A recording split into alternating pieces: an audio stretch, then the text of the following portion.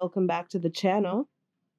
We have a super special superstar. I literally just said that to him like 2 seconds ago. He's a superstar. This is Exco Levi. What's up, Exco Levi?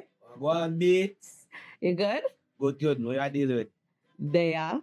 I'm glad we could link, because this was literally super spontaneous, right? Like, we planned this yesterday.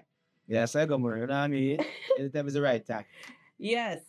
Got in time. So I'm here at your studio that you recently set up. Just wanted to come chat with you before you take off on another plane, because I know you're always flying in the air. You're always flying. So coming up in a few days on the weekend, you are headed to Halifax. Yeah. Halifax, for those who don't know, because a lot of my audience is in Jamaica, is the east coast of Canada. And he's going there for the Juno Awards because, yet again, how many is this now? 8? 7? But nomination? Yeah. Probably around 12. 12 nominations for Junos. And again, Junos is like equivalent to our Grammys. So this is really impressive because you've won 5 times? Yeah. 5 times. So you're up for like 12 nominations. So you're up for maybe 6 now.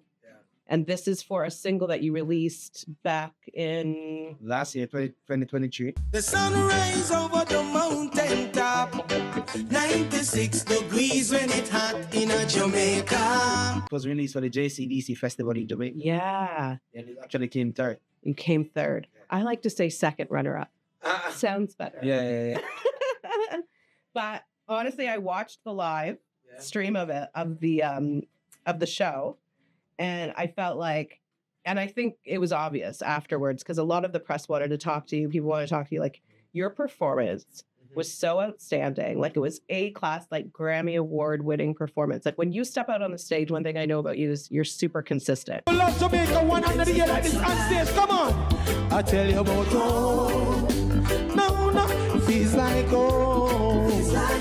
Oh, when I'm in yeah, it feels like home.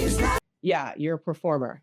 This is the real deal. Thank you. Yeah, you're not just a studio man, right? You're not a studio guy. You actually perform. You sound just the same that you do on the record. So, Thank you very much for the compliment. yeah, man, of course. So I'm here today because I wanted to reach you before you hit the Junos. It's a red carpet, right? Yeah. It's a red carpet. And what I am excited about is see what you're going to wear, because you're always a stylist. Clean. Full of beats, man. Super clean. Clean, like clean laundry, You know what I mean? Yeah. Clean step. The rest of step out. You know what I mean? I felt like I wanted to have like a sneak peek of what you have planned for your red carpet entrance, but I don't know if you're willing to tell me. Have you picked?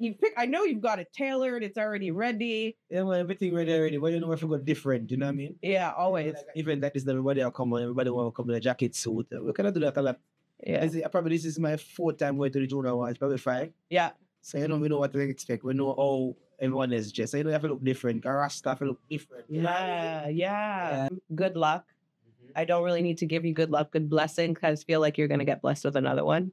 And even if you don't, Just be nominated is an honor for sure. Where I see you is something bigger and better that you're working on. Always. Yeah. So tell me about what your plan is after the Junos, because I know you have plans after the Junos. Well, I mean, the album is out now. We're promoting the album. You know what I mean? I've been toured.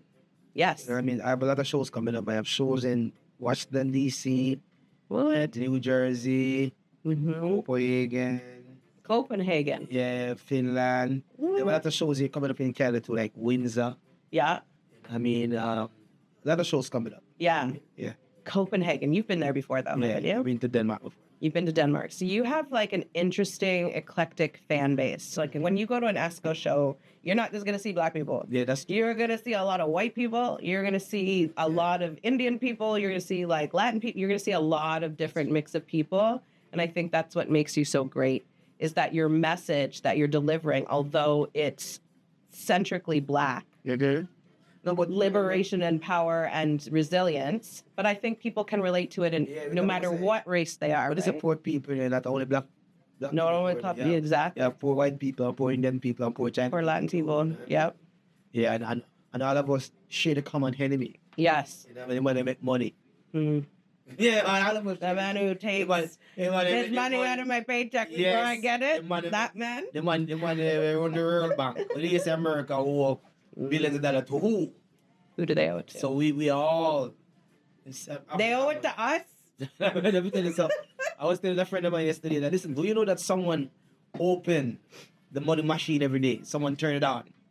Yeah. He's like, I said, that's deep. I said, it's not deep. I said, somebody Is running the show. is running the show. Yeah. Somebody's cutting the paper. Someone is cutting the paper. Somebody's printing it and cutting it. Yeah, some people work there. It's a job. Yeah. You know what I mean? And so we all share common enemy. Poor people right across the board. Yeah. You know what I mean? Yeah. That's a color. That is so true. Liberating music across the board. Yeah, man. And feel good music. So tell me what, because we were talking earlier, again, off camera, and you were telling me like people are reaching out to you and all kinds of different people have different songs that they love on this album. Yeah. And I told you which one is mine. But before I tell you which one is mine, do you have a favorite? That person have been posting to me a lot of times. So many times. Yeah, but I wouldn't say favorite. I love all the songs. Yeah. Know what I mean? But there are songs that sit well. Even this one that's in the background right there. Yeah. You know what I mean? One Life. Yeah. Because what I was going through at the time when I wrote this song. I mean, like, friends, going through vibe with friends and family and kids. And so when you listen back, you know what I mean? You could recapture that spirit. You know what I mean? That energy of what you were going through then. Yeah. You know what I mean? So One Life is really a song that I really love hearing to me. You know what I mean? Because even one line in the song I said, you know what I mean? I'm so elated to see my kids them growing up, you know what I mean? Yeah. Like it's organic, you know what I mean? It's coming from a deep place. Yes. So I really love that one. Fine Tooth Comb, the ska song. Fine Tooth Comb is a great song. Yeah, I really love Fine Tooth Comb because it's a true story. I was just going to ask you that. Is it true? Yes, yeah. Man, Tell the people then what the concept of the song is before they listen to it if they haven't heard it yet. Fine Tooth Comb. You know Oh my God. So Fine Tooth Comb. I was driving from Toronto to New York because my cousin died. Sorry to hear that. You know what I mean? And I was listening to an old Bob on the CD. Yeah. You know what I mean? And I was like, I'm going to try to write a ska song.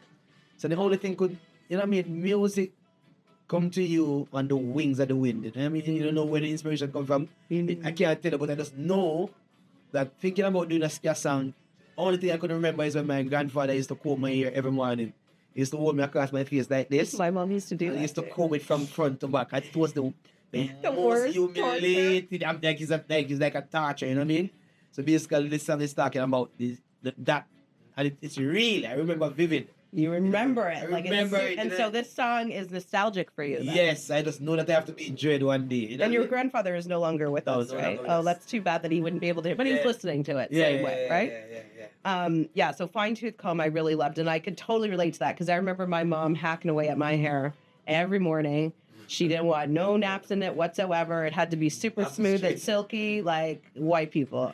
And I was like, okay, Mom, calm down. And she had one of those really hard plastic combs. Yes. And if you started to shuffle around, she would tap you on the back of the head with it and make you settle. Yeah, one of those. And then we comb one spot or 3 times. Same place. You know what I mean? And for you, worse, right? Yeah, for you, worse because you're. Yeah, exactly. Yeah, man. So, for you, that song, obviously about your grandfather and that experience, but on a deeper level, if I understand it, it's like you're going to be who you're going to be. Yes. Right? You're going to be who you are and who you are. You know what I mean? Yeah. And you said, I'm going to grow up and I'm going to be Dread. Yeah. Have to be Dread. Have to be Dread. So I love that. Okay. So show people your shirt. Oh. Look at, he's branding himself. Born to be free. Professional. I told you, this guy's world class. Yeah. Look at that. Ready. Yeah, man. So Born to be Free, and it's just what it says, right? Like there's a story of the slave ships and the story of being forced to go to Jamaica to work and how people eventually assimilated to Western culture and how that Western culture is not actually there to support Black people. That's true. It was all constructed to use and destroy. Yeah, for the queen interest. Okay, for the Queen's interest. It's very bold of you. But you see, you have to understand, say, that's why reggae music started out as reggae music is a newspaper for the people. Yeah. And if you check the 70s and the 80s and the early 60s, when Bob Marley and Peter Thatcher had this is the music that it was the voice of the voiceless. You know what I mean? That's how we see reggae music. You know what I mean? We awake the sleeping consciousness of the masses. That's what reggae music were ordained to be. You know what I mean? Right. Apart from love song, you know what I mean? Yeah. Feel good Feel song. good music. But the core of reggae music, the hub, Yeah. was the message. You know what I mean? And I'm not different from that. Right. Ever. Right. You never really divert far from that. Never. Yeah, I realize that about you. There was an evolution as you're listening to the album. So I always wondered with artists, and here's my question to you. When you're sitting down and you're creating work and it turns into an album, how do you pick the order of the songs? How does that happen? Well, I didn't pick the order of the song. You know, we have to leave that to the expert. That about Jeremy. You know what I mean? He's the one who. I mean, he's the one who produced Till Shiloh album from Buju Banton What? and pick the order. So No. we cannot take up that on yourself. You have to just leave So it makes sense now. that to him. You know what I mean? Yeah. As I said, with me recording this album, from before COVID, I've been just recording some. Each time I go to Jamaica, I would go to Penthouse and I would record. Yeah. I would write stuff with my band here in Canada. You know what I mean? So it's Mhm. not like we didn't have a full direction of what the album would be. We just record a lot of songs, and then when we check it out, we realize that 75 or 80% of the songs that we record kind of lead down liberation, Yes. black struggles. You know what I mean? Black strength too, Black and strength also. resilience. Resilient. So Yeah. it was easy for us to even name the album because, I mean, as I said, 80% of the song was leading down that direction. You know what I mean? But it wasn't conceptualized that way. No. For me, the favorite song was Frozen Hearts. Yeah, Frozen Heart. Yeah. Deep, really deep song. And initially the title caught my attention. So I was like, what is this? What is this about? So like one love song. Yeah, you're thinking, Alright, somebody else. Yeah. Boy, a wicked man. Yeah, boy, cool. Let's do. Everyone get cold hearted. Yeah, that. So I really, so that's the thing with this album. It's very, very eclectic. It has all kinds of different flavors in it. And it really has this, like even this one that's playing right now, right? Fine Tooth Comb. It's like, did you watch One Love? Yeah. Okay. Do you remember that scene in One Love where Bob is young and the band and him go to play for the studio guy? Yeah. And then they play the first song. He's like walking away. He's like, this is trash. Like you're literally just redoing whatever's out there right now. And Bob said, hold on. We have something else. This type of sound where that guy's like, simmer down. This one I want to ask you too. Yeah. Because this movie released, One Love movie released February 14th. I was in Jamaica. Mm-hmm. And I promised myself I'm not going to watch it because I promised my daughter that I will watch it with my daughter. Aw. So I never watched it until last week. You know what I mean? So Oh, you just watched I it. just watched it. No, you see all kind of narrative, people saying this and saying A this. lot of criticism. Yeah, but when I watch the movie, I think it's Didn't it make you feel good? Amazing. Listen, I think that most of the people who's complaining about They haven't watched it. who watched it, they were expecting pasa. They were expecting, I'm telling you. They wanted the baby mama drama. Yes, they didn't want to go catch Bob. They wanted to go catch Bob and Sidney Shakespeare. Yes, it was Not anyone, you know what I mean? But bro, listen, I love it. I'm going to watch it again. Me too. of This course. movies, I love it. Even the main character. I think the guy did a They did a fantastic first and foremost, job. I'm a Bob Marley fanatic. I'm telling you, this is my favorite artist. of A all must. time. Yeah. I can tell you. Yeah. Mr. Marley. I don't miss no top light when it comes to Robert. Once I see a picture, once I see a video, this guy did an amazing job. First and foremost, you cannot be Bob. You know what I mean? But Nobody capture the essence of the vibe. Yeah. I think he did an amazing job. Rita Marley. Again, another incredible performance. Tell it, And I feel like one or both of them may get a nomination for an Oscar, right? So good. So good. You know, okay, so I'll tell you how good it was. Like, and this is why I said you must go watch. Don't listen to the critics. Yeah. Don't listen to the haters or the naysayers. Don't go in with a mindset that you have a certain storyline in mind. This is all about the creation of Exodus, which is like literally, for me, in my top 5 albums of all time, right? So you have to go in with that mindset that it's focused around everything. A certain time period. A very short time, a snap of a timeline. That's part of Bob life. Exactly. You know, and what I like to, even the characters, like, remember, I've seen pictures of all the wailers. the original way. Like. Yeah. So even one of the guys who catch me scarred myself. You know what I mean? Yeah. Don't cut the white boy, but like it's yo, bro, listen. And then the guy look Just like him. just like the picture of what Glad must look like. You know what I mean? Yeah. The drummer, big up Hector. Hector Lewis did well too. Yeah. Oh, that was Hector Lewis? Yeah. I didn't realize it was Hector. Yeah. Bring up Hector Lewis. I only call one master if it's Right. perfect. Perfect. Like, it just come like Yeah. the person who chooses the people who choose the character. Yeah. The casting director definitely did an amazing job. And the Marleys amazing job. obviously had their hand in that too. Yeah, amazing job. But my guess point was who catch me too? who? Lee Scatchberry. The guy who do Lee Scatchberry one was the distinct. Oh, yeah? Yeah, it was good. Like, Yeah. Yeah, for sure. But so the movie was sold out when we went to see it because we saw it Valentine's Day. But It's the first time since I was a kid, and I can't remember what film it was, where people literally stood up and clapped after the movie. so why is this negative comment? I don't know. Why? No, as I said, I think that people were expecting pasa pasa. You know what about pasa pasa Jamaica people? People were expecting to catch background so we told y'all. And they expect Jamaica didn't see that. Yeah. Them things say it's no good. Them disappointed. Yes. Very good. Disappointing. Yeah. People love drama. I have to understand that, right? People have to, it's not drama business. Go watch it. It's fantastic. Big up the Marleys. So tour, what's the first stop?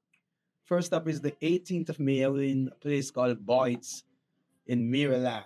The show is called, Fest of Spring, Food and Wine Festival, something like that. Oh, that's Boyd's. cool. I love food and wine festivals. It's in Boyd's, Maryland, Yeah. in the US. That's my first stop, 18th of May.